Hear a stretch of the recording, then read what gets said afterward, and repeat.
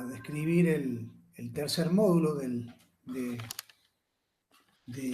teórico de enfermedades transmisibles, de epidemiología de enfermedades transmisibles, y bueno, los conceptos que incluyen este módulo son la tasa de reproducción de la enfermedad, el famoso R0, la inmunidad rodeo y el umbral de inmunidad para controlar la transmisión, es decir, que existe una cierta proporción de individuos que generan un fenómeno de retroalimentación poblacional que hace que un individuo infectado tenga pocas posibilidades de contactarse con un susceptible. La relación entre la tasa de infección y la inmunidad rodeo, es decir, cómo bajo ciertas condiciones, con ciertas particularidades, cuando hay altas tasas de infecciones genera un alto nivel de inmunidad y se llega rápidamente al cenit de la inmunidad de rodeo. Después ver el concepto de eficacia y efectividad de la vacuna y por último, ver cómo se preserva una enfermedad transmisible en la población. Bien, el potencial de transmisión de una epidemia, de una enfermedad, digamos, se ve expresada por la tasa reproductiva. Para que la enfermedad persista en la población, cada individuo infectado debe en promedio transmitir la enfermedad al menos a otro animal. Si transmite a un animal, siempre sucesivamente, ese animal se le contagia a otro, se transmite a otro, no solamente por contagio, puede ser por otros mecanismos, la enfermedad se mantiene en el ciclo endémico. De no darse esta condición, la enfermedad se irá desapareciendo. O sea que si no produce al menos un caso, la frecuencia a futuro de la enfermedad tiende a la disminución.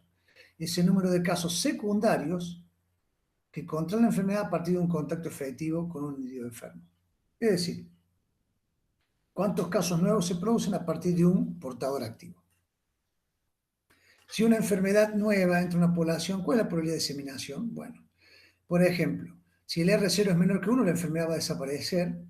Si el R0 es 1, la enfermedad permanece endémica.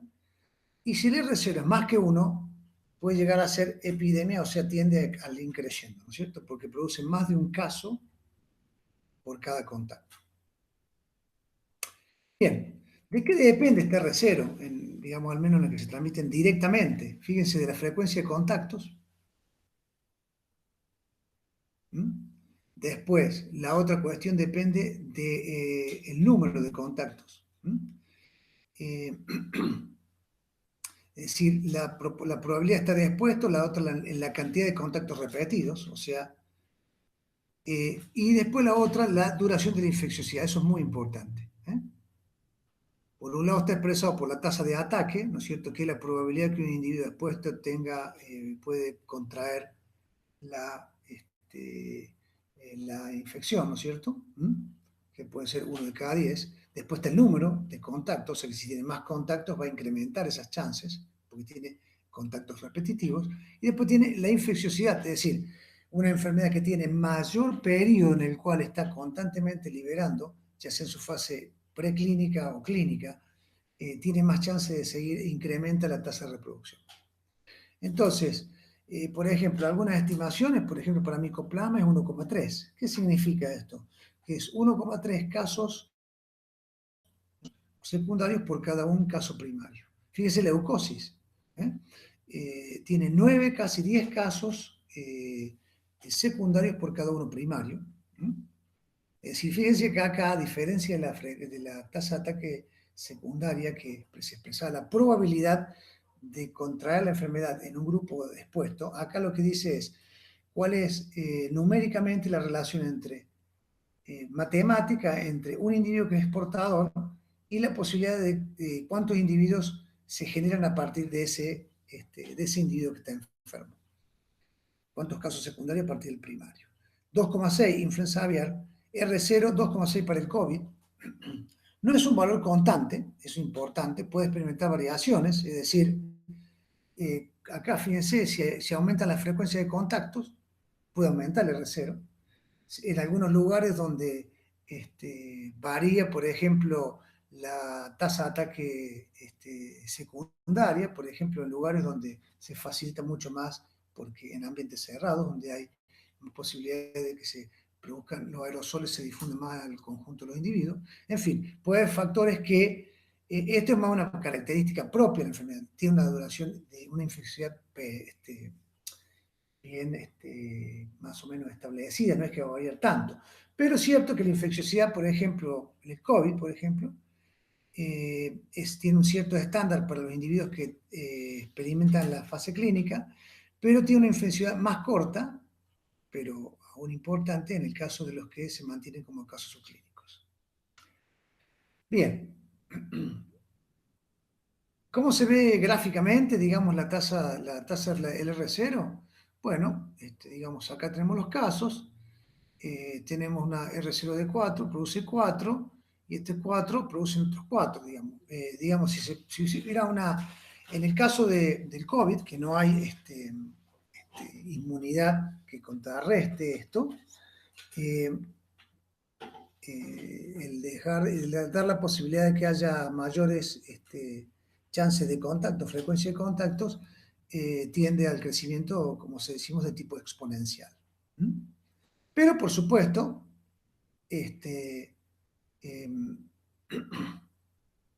eso puede cambiar de acuerdo a las posibilidades de que haya un contexto, depende del contexto, digamos. Por ejemplo, esto acá, imagínense ustedes un conjunto de cerdos en un corral estornudando, ¿no? Y de ese punto de vista hay múltiples exposiciones porque, digamos, se van estornudando entre ellos, se genera un ambiente aerosolizado, todos al mismo nivel, donde después se aspiran y se adquieren el microorganismo en cuestión. Pero, por supuesto, que si hay inmunes, esas chances, se va cortando las posibilidades de esa gran posibilidad de estar constantemente exponiéndose a susceptibles a la infección. Bueno, eso es un poco como empieza a trabajar la inmunidad en la población. ¿Qué es la inmunidad de rodeo? Bueno, la inmunidad de rodeo en concreto es un concepto poblacional. Ustedes aprendieron lo que es la inmunidad individual, es decir, la respuesta inmunitaria adquirida, ya sea de forma natural o por medio de una vacunación, y en el individuo. Acá lo que interesa es poblacionalmente.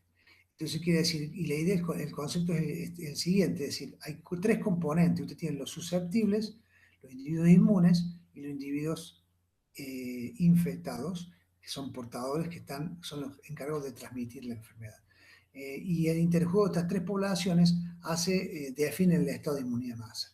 La diseminación de la enfermedad se desencadena la inmunidad, por un lado, por eso adquiere inmunidad individual, y este proceso sucede de forma contemporánea entre los individuos de una población, configurando un proceso de retroalimentación que se llama inmunidad hemorroide. ¿Qué quiere decir? Aumentan los inmunes y de repente disminuye las posibilidades de que un individuo infectado se contacte con un susceptible, entonces baja el riesgo epidémico. Bien, la inmunidad de rodeo, como concepto, es la resistencia de la población al ataque de la enfermedad, dado que gran parte de la misma es inmune. O sea, tiene que ver con la proporción de inmunes que hay en la población. Esto resulta en una disminución de la probabilidad de que un individuo portador activo o con la enfermedad entre en contacto con un susceptible.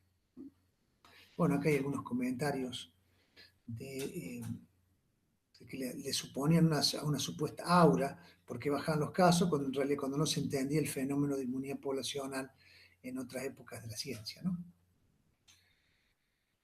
Bien, este concepto es importante, pero simplemente para sacar un cálculo matemático, nosotros tenemos el R0, acá, el R0, y tenemos que ver, si yo tengo un mecanismo que reduzca el R0, yo tengo que ver que reduzca el R0 de modo tal de que si yo, esta fracción que estoy evitando, de la tasa de reproducción, tiene que ser menor que 1. ¿Qué quiere decir? Que tiende a que la acción que reduzca el R0 me produzca una disminución que llegue la tasa de reproducción a menos de 1, o sea que tiende a la extinción.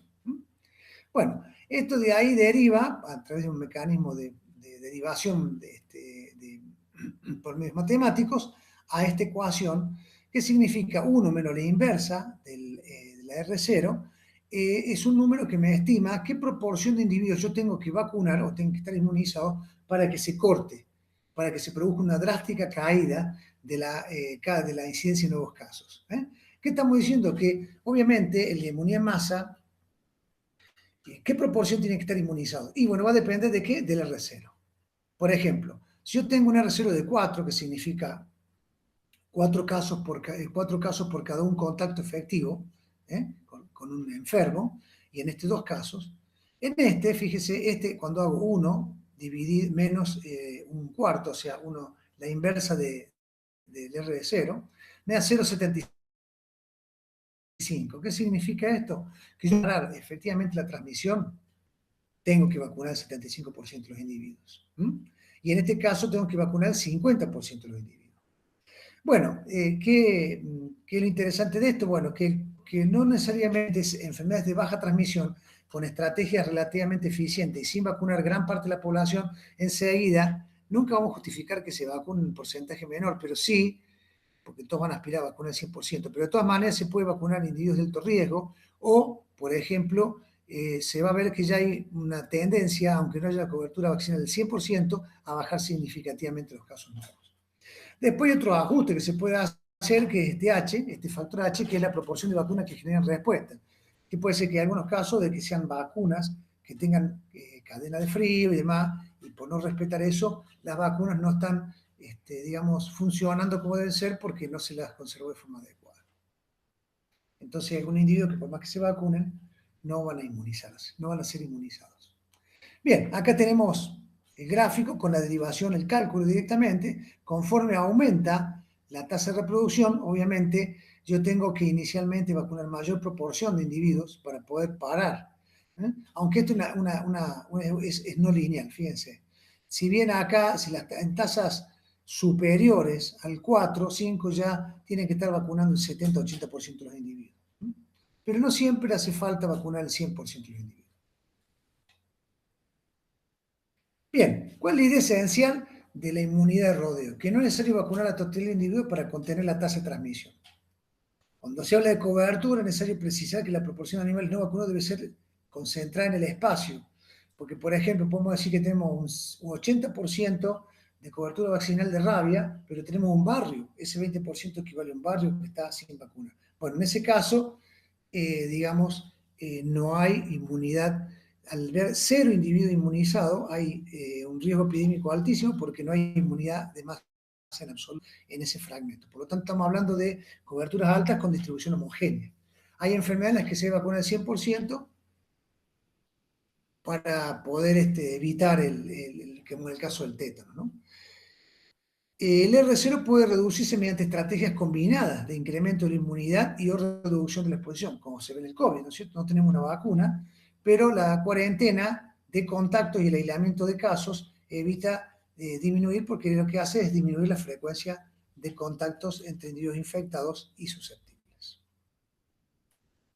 Bien, ahora vamos a pasar a lo que se llama el modelo de Reed y Frost, y vamos a observar un poco, para consolidar los conceptos que estamos viendo, qué relación tienen las tasas de infecciones con el incremento o la celeridad con que en la población se adquiere la inmunidad de masa.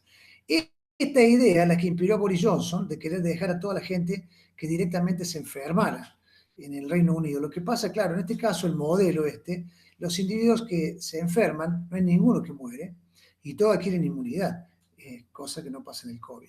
Es decir, en este caso, los individuos adquieren la inmunidad, la adquieren por toda su vida y no mueren. Esa es la simplificación del modelo este. O sea que tenemos susceptible, infeccioso y recuperado, que digamos sería de una enfermedad benigna. ¿Cómo sucede una enfermedad benigna? Bueno, si tenemos una tasa acá tenemos una tasa de 4 por 10.000, ¿no es cierto? Bueno, ¿qué sucede? Es muy lento el incremento de la epidemia, es una epidemia de un fenómeno que uno quisiera que se expongan todos para de esa forma estar protegidos, y llega un momento que disminuyen drásticamente los susceptibles, empieza a haber inmunizados y prácticamente eso es lo que hace que bajen la frecuencia de casos nuevos. ¿Qué sucede si tenemos una tasa de infección mucho más alta inicialmente? Bueno, lo que sucede justamente, la epidemia es otra. Drásticamente bajan los susceptibles, suben mucho los infectados y drásticamente suben los inmunes. Cuando suben los inmunes, baja automáticamente el riesgo epidémico. ¿Por qué? Porque hay muy bajas chances de que un individuo infectado entre en contacto con uno susceptible, porque están quedando pocos susceptibles. Bien, que esto es lo que quería hacer, vuelvo a reiterar, lo que querían hacer, la idea original que tenía Boris Johnson en Inglaterra con respecto al COVID, pero claro, esta no es una enfermedad benigna, es una enfermedad que, dependiendo del grupo etario, puede producir importantes letalidades. Bien, pasemos ahora, ¿qué aspecto de la agente puede ser modificado por la inmunidad?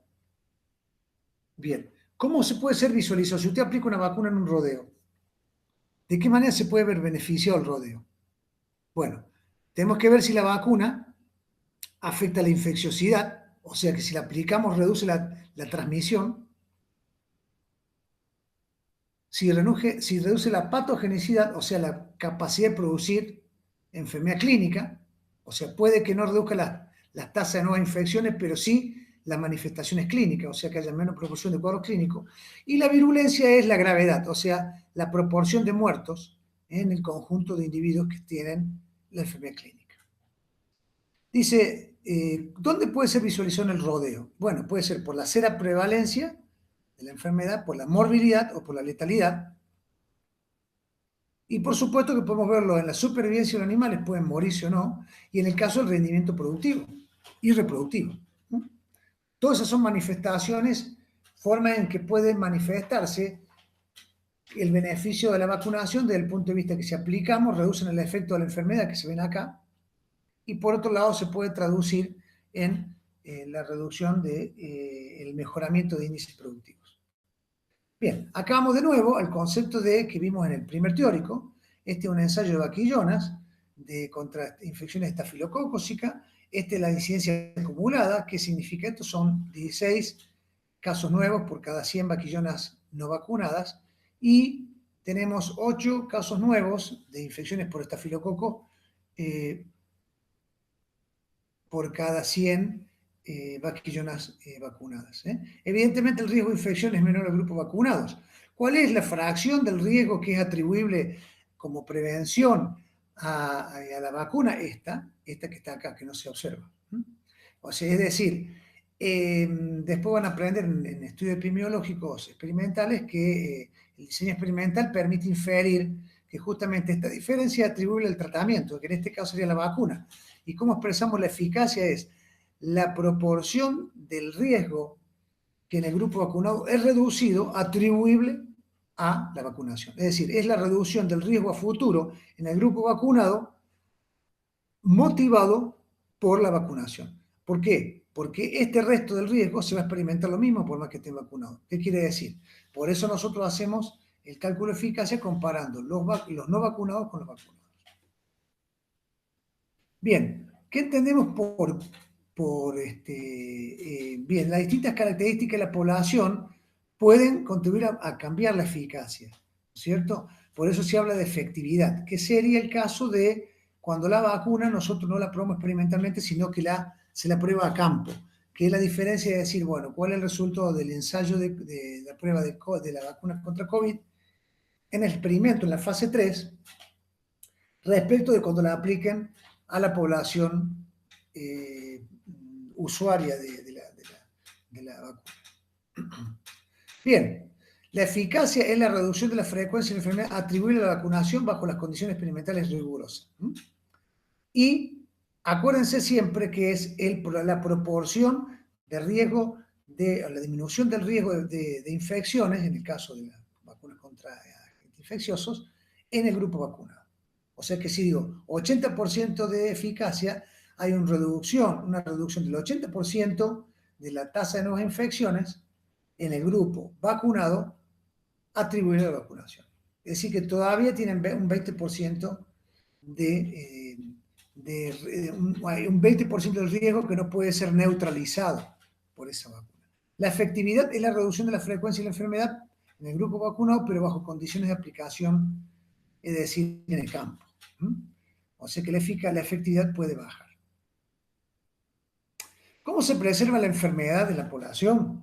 Bueno, hay muchas formas. La forma de transmisión, mientras más forma de transmisión tienen, más tienen mejor forma de preservarse. El rango de hospederos, no es lo mismo que tenga hospederos domésticos, tenga hospederos silvestres. la evolución de la patogenicidad y la virulencia en un sentido darwiniano. Dice acá, bueno, en general los microorganismos tienden a tener un cierto equilibrio con el hospedero, porque si se mantienen igual de virulentos, van a matar a los hospederos y no va a haber más posibilidades de que puedan preservarse como agentes en la población. Así que hay un cierto equilibrio que se da. Enfermedades endémicas piensan ser más benignas, entre comillas. La variación genética, por ejemplo, las mutaciones, recombinaciones, en el caso del influenza es claro, generan nuevas oportunidades para infectar y esquivar el sistema inmunológico. La resistencia a los fármacos, bueno, esto es ya un fenómeno que hoy es emergente. Después la cantidad de microorganismos por unidad de tejido también. La latencia, y a diferencia de la latencia que hablamos del periodo ante el periodo infeccioso, la latencia se refiere a que algunos son capaces de incorporarse al genoma. Y como con los herpes virus, ¿no? Tanto humanos como de los animales, el suino o el bovino, que ante alguna situación de estrés se produce la manifestación de la enfermedad herpética. ¿Mm? Cambio de cepa de campo, es decir, que cambia la cepa. Estos son factores del web, del microorganismo. O sea, estamos analizando la tríada epidemiológica, la tríada ecológica. Pero tenemos factores hospederos, que son la inmunidad, tanto innata como la memoria, y los mecanismos para evitar la exposición directamente, es decir, lo que evitan que directamente, por más que sean susceptibles, no estén expuestos. Y la otra cuestión, por ejemplo, son factores del ambiente, como el sistema de producción, confinamiento de sus campos, densidad animal, temperatura, presencia de moscas, nivel de higiene, sistema todo dentro, todo afuera. O sea, el sistema que todo un galpón se libera, se higieniza, se hace vacío sanitario y posteriormente se vuelve a repoblar con animales, en el caso de cerdo, o en el caso de los pollos con pollos. Bueno, recuerden esta presentación para pensar el control. Tenemos la fase susceptible, la fase de periodo subclínico, el periodo preclínico, en el caso que el periodo de incubación va a estar enfermo el individuo, pues está sin manifestaciones clínicas, hasta que empiece el periodo, finaliza el periodo de incubación y tiene manifestaciones clínicas, y por supuesto que está el periodo en el cual se recupera o no, dependiendo si intervenimos o no el individuo. Bueno, tenemos la prevención primaria para evitar la exposición, tenemos la prevención secundaria para detectar en la fase subclínica, para que, por supuesto, o tratarlo oportunamente o separarlos para que no contagien, porque acuérdense que hay una parte del periodo infeccioso que está incluido generalmente dentro de este periodo, y la prevención terciaria para recuperar la funcionalidad que se ha perdido, ¿no? O para curarse más rápido, para curar el animal más rápidamente. Bien, estrategias para diseñar, acá las tienen, fíjense, estrategias, la de prevención primaria para reducir la incidencia, ambiente, saneamiento, desinfección de instalaciones, bioseguridad, o sea, prácticas para evitar la incorporación de microorganismos en lugares libres, vacunación, sensibilización. Después la detección precoz, disminución de la infecciosidad, o sea, o aislamiento de los enfermos, y la prevención terciaria, estrategias para reducir la gravedad mediante un tratamiento correctivo, ¿no? O la reducción de la letalidad, por ejemplo, tratando casos clínicos recurrentes. Bueno, de esta manera hemos finalizado el teórico de enfermedades transmisibles y bueno, espero que, a mí me parece que es un tema sumamente interesante y bueno, ahora con el tema de la pandemia, creo que uno está más sensibilizado para pensar estos problemas. Bueno, muchas gracias. A ver, presentación.